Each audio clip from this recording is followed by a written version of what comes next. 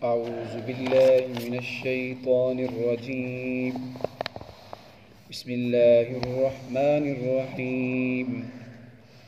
لن تنالوا البر حتى تنفقوا مما تحبون وما تنفقوا من شيء فإن الله به عليم. صدق اللہ العظیم. چوتھا سپارہ سورت آل عمران کی آیت نمبر 90 آپ حضرات کے سامنے تلاوت ہوئی ہے. اس آیت کا ترجمہ ہے لن تنالوا البر حتى تنفقوا مما تحبون. تم نیکی کے اعلیٰ درجے کو اس وقت تک نہیں پہنچ سکتے جب تک کہ تم اپنی پسندیدہ محبوب چیز کو خرچ نہ کرو. وما تنفقوا من شيء، اور جو چیز بھی تم اللہ کے راستے میں خرچ کرتے ہو فإن اللہ به علیم، پس بے شک اللہ اس کو جاننے والا ہے. گزشتہ آیات میں یہ بتلایا گیا تھا کہ اگر کوئی کافر زمین کے بھراؤ کے برابر بھی سونا چاندی اللہ کے راستے میں فدیہ دے تو وہ اس سے قابل قبول نہیں ہے، کیونکہ کافر کا ایمان نہیں ہے، اور نیکی کے قبول ہونے کے لیے ایمان بنیاد ہے. کافر چونکہ بے ایمان ہے، اس کا ایمان نہیں ہے، زمین کے بھراؤ کے برابر زمین آسمان کے نیچے جتنا خلا ہے اگر بالفرض والمحال اس کے پاس اتنا سونا چاندی ہو اللہ کے راستے میں دے پھر بھی قبول نہیں ہے.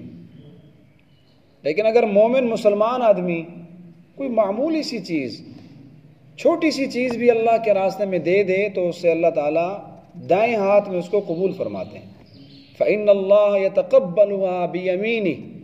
مسلمان کا صدقہ چاہے وہ کھجور کا ایک دانہ ہی کیوں نہ ہو، چونکہ اس کے اندر ایمان ہے، تو یہ ایمان کی طاقت ہے، اللہ اس ایمان کی قدر فرماتے ہیں.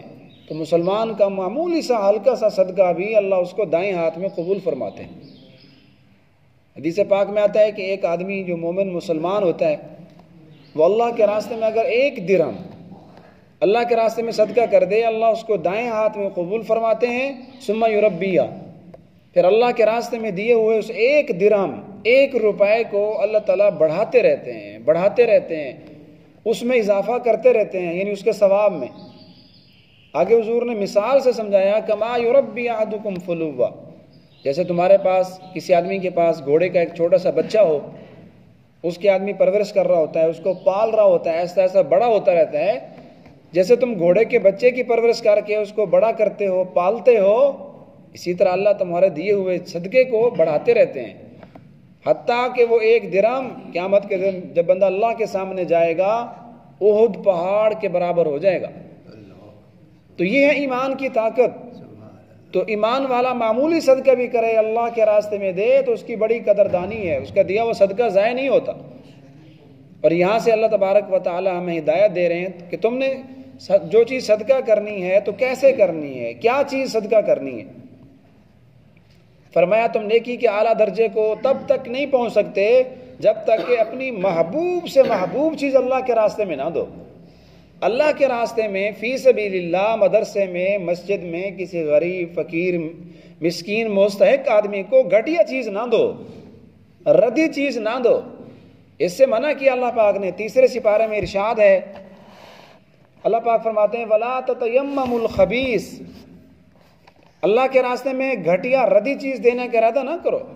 وَلَسْتُمْ بِآخِذِهِ إِلَّا أَن تُغْمِضُوا، کہ تم اس کو خود لینے کے لیے تیار نہیں ہو. اگر کوئی تمہیں دے بھی صحیح گھٹیا چیز تو تم آنکھیں بند کر کے بڑے شرم سے لوگے، جب خود نہیں لیتے تو گھٹیا چیز اللہ کے راستے میں کیوں دیتے ہو. کھٹے چاول، کھٹا سالن، اس طرح کی اور گھٹیا چیزیں، سبزیاں وغیرہ لوگ مدرسوں میں بھیج دیتے ہیں. میں نے پہلے کئی دفعہ عرض کیا، جانور نے زہر کھا لی، مرنے کے قریب ہے، مولوی صاحب کو فون کر دیا، محتمم صاحب کو، کہ ہماری گائے ہے تھوڑی بیمار ہے اس کو لے جاؤ.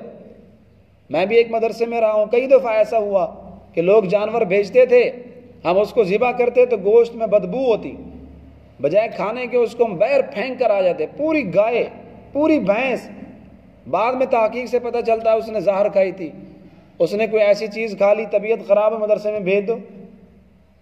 مفتی عبدالجلیل صاحب دامت برکاتہم العالیہ کے بارے میں آتا ہے کہ ایک بندہ شادی کے بعد جو ہے وہاں 3-4 دیگیں لے کر آیا، کہنے لگا حضرت جی ہماری شادی تھی، بس یہ 3 دیگیں چاولوں کی بچ گئی، ہم نے کہا مدرسے میں بھیج دیں۔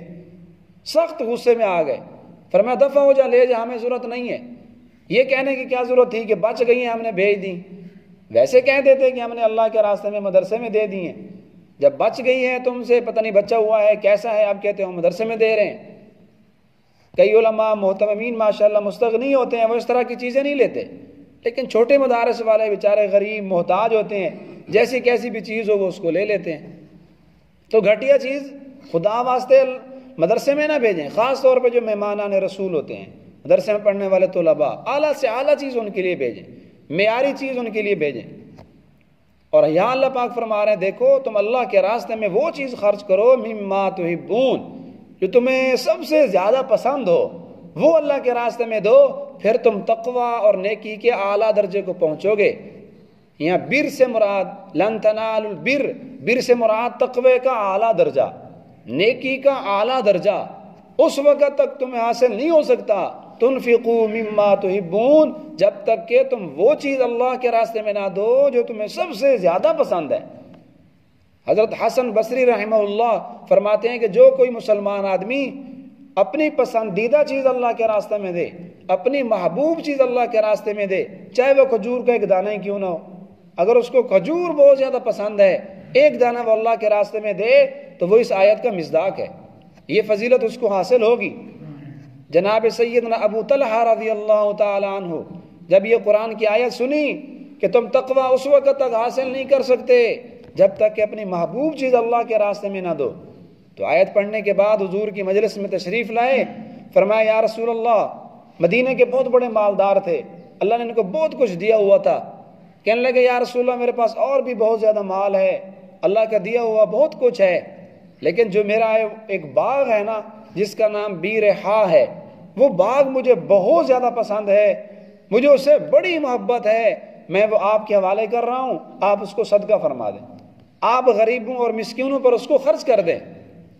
حدیث میں آتا ہے حضور علیہ السلام نے 2 دفعہ فرمایا بخن بخن، واہ واہ کیا بات ہے۔ ابو طلحہ نے قرآن کی اس آیت پہ عمل کر لیا کہ جب تک محبوب چیز اللہ کے راستے میں نہیں دو گے تقوی اور نیکی کا اعلیٰ درجہ تمہیں نہیں ملے گا۔ آپ نے فرمایا واہ واہ تو نے کیا کمال کر دیا۔ تو پھر آپ نے فرمایا کہ یہ باغ جو ہے اپنے رشتہ داروں پر خرچ کر دو، اس لیے کہ انسان کے سب سے زیادہ مستحق، زیادہ حقدار اس کے رشتہ دار ہیں۔ وَآتِ ذَا الْقُرْبَى حَقَّهُ، اللہ پاک فرماتے ہیں ذوی القربہ، رشتہ داروں کو، قرابت والوں کو ان کا حق دو، لیکن رشتہ داروں کو دینے میں بھی شرائط ہیں۔ پہلی شرط یہ ہے وہ رشتہ دار قرابت دار مسلمان ہونا چاہیے، اگر وہ کافر مشرک ہے تو اس کو زکوٰۃ فطرانہ یہ چیزیں دینا بالکل جائز نہیں ہے، اور دوسری شرط یہ ہے کہ وہ دیندار بھی ہو، اگر وہ قرابت دار رشتہ دار بے ایمان ہے، فاسق فاجر ہے، بے دین ہے، پھر اس کو زکوٰۃ فطرانہ دینا جائز نہیں ہے، اس لیے کہ عقائد عالم صلی اللہ علیہ وسلم نے فرمایا لا یأکل طعامک الا تقی، تیرے گھر کا کھانا متقی آدمی کھائے، عالم دین تمہارے گھر کھانا کھائیں، متقی لوگ کھائیں، اولیاء اللہ کھائیں، نمازی تمہارا کھانا کھائیں، روزہ دار تمہارا کھانا کھائیں، فاسق فاجر جو بے دین لوگ ہیں تیرا کھانا وہ نہ کھائیں۔ یہ حضور کے فرامین ہیں، حضور کی ہدایات ہیں۔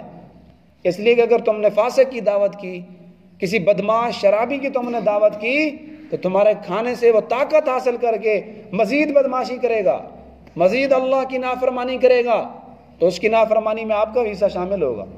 اگر کسی فاسق کو آپ نے کھانا کھلایا، اس کو پیسے دے دیے، تو اس کے گناہ میں آپ نے تعاون کیا۔ اس لیے رشتہ دار کو صدقہ خیرات دیا جا سکتا ہے، لیکن شرط یہ ہے کہ بے دین نہ ہو، فاسق فاجر نہ ہو، ورنہ آپ کی گناہ پر اس کی مدد ہوگی۔ تو رشتہ داروں کو دو۔ تو سیدنا ابو طلحہ رضی اللہ تعالیٰ عنہ نے حضور کے اس اشارے کے مطابق پورے کا پورا باغ جو آپ کو بہت زیادہ پسند تھا وہ سب رشتہ داروں میں جا کے تقسیم کر دیا۔ حضرت عمر رضی اللہ تعالیٰ عنہ کے بارے میں آتا ہے سیدنا ابو موسیٰ اشعری رضی اللہ تعالیٰ عنہ کو خط لکھا، فرمایا میرے لیے ایک باندی خرید کر بھیجو۔ تو جب انہوں نے باندی لے کر بھیجی تو آپ نے دیکھا آپ کو بہت زیادہ پسند آئی، بہت خوبصورت لگی، دیکھتے ہی یہ آیت پڑھی لن تنالوا البر حتى تنفقوا مما تحبون، تم نیکی کا اعلیٰ درجہ اس وقت تک تمہیں نہیں ملے گا جب تک کہ محبوب چیز اللہ کے راستے میں نہ خرچ کرو۔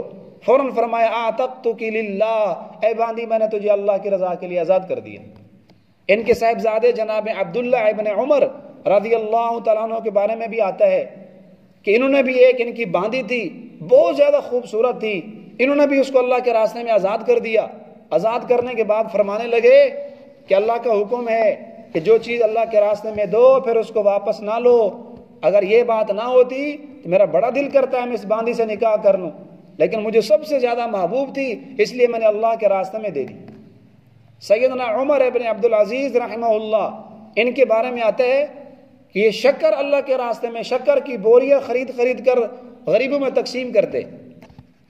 کسی نے پوچھا بھی آپ شکر کی بوریاں تقسیم کرتے ہو، اس کی قیمت صدقہ کر دیا کرو، یہ کیا تکلف کرتے ہو کہ پہلے اس کی بوریاں خرید کے آتے ہو پھر اللہ کے راستے میں دیتے ہو؟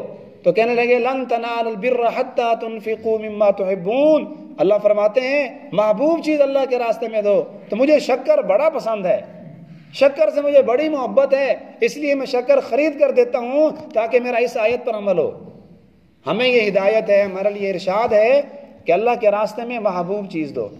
جس چیز پر تمہیں زیادہ دل کر رہا ہے نا، دل دینے کو دل نہیں کرتا، وہی اللہ کے راستے میں دو۔ محبوب سے محبوب چیز دو، پھر ہوگا بر کا اعلیٰ درجہ، پھر ہمیں ملے گا تقوی کا، نیکی کا اعلیٰ درجہ، اللہ کی رضا کا اعلیٰ درجہ ہمیں نصیب ہوگا۔ تو اس پر صحابہ کے، حضرات تابعین، علماء کرام، اولیاء کرام کے سینکڑوں واقعات ہیں کہ انہوں نے اللہ کے راستے میں اپنی محبوب اور پسندیدہ چیز دی۔ گھٹیا چیز دینا یہ اللہ کے نام کی توہین ہے۔ فقیر مسکین آتا ہے ریڈی والے کے پاس، سوال کرتا ہے بابا اللہ کے نام پر کوئی چیز دے دو، تو یہ اللہ کے نام پر گھٹیا سے گھٹیا فروٹ جو گلا سڑا ہوا پڑا ہو وہ اٹھا کر اس کو دے دیتا ہے، 2-4 دانے علیحدہ اٹھا کر رکھ دیتے ہیں۔ فقیر آئے گا اللہ کا نام لے گا تو اس کو ہم گھٹیا چیز دیں گے۔ یہ اللہ کے نام کی ہم نے قدر کی، اس نے اللہ کا نام لیا اور ہم نے اللہ کے نام پہ گھٹیا سے گھٹیا چیز دے دی، یہ اللہ کے نام کی توہین ہے، نہ دو اس کو۔ ہم اپنے بچوں کو تو نہیں کھلاتے اس طرح کی وہ بے ذائقہ چیزیں، بد مزہ چیزیں جن کا ذائقہ تبدیل ہو چکا ہو، سمیل آ رہی ہو، ہم خود بھی نہیں کھاتے، اپنے بچوں کو بھی نہیں دیتے۔ مدرسے میں کیوں بھیجتے ہیں؟ فقیر مسکین کے کیوں دیتے ہیں؟ اللہ نے فرمایا وَمَا تُنْفِقُوا مِنْ شَيْءٍ فَإِنَّ اللَّهَ بِهِ عَلِيمٌ، دیکھو جو چیز بھی تم اللہ کے راستے میں خرچ کرتے ہو نا، من شے، کوئی چیز بڑی ہو چھوٹی، معمولی ہو یا بہت بڑی چیز، فَإِنَّ اللَّهَ بِهِ عَلِيمٌ، اللہ کو اس کا پتہ ہے۔ اللہ تعالیٰ تمہارے صدقات دیکھ رہے ہیں، تمہاری نیت کو بھی دیکھ رہے ہیں، تمہارے دیے ہوئے صدقے کو بھی اللہ پاک نوٹ فرما رہے ہیں، اس کے مطابق تمہیں اجر ملے گا۔ اللہ پاک ہمیں ان باتوں پر عمل کی توفیق عطا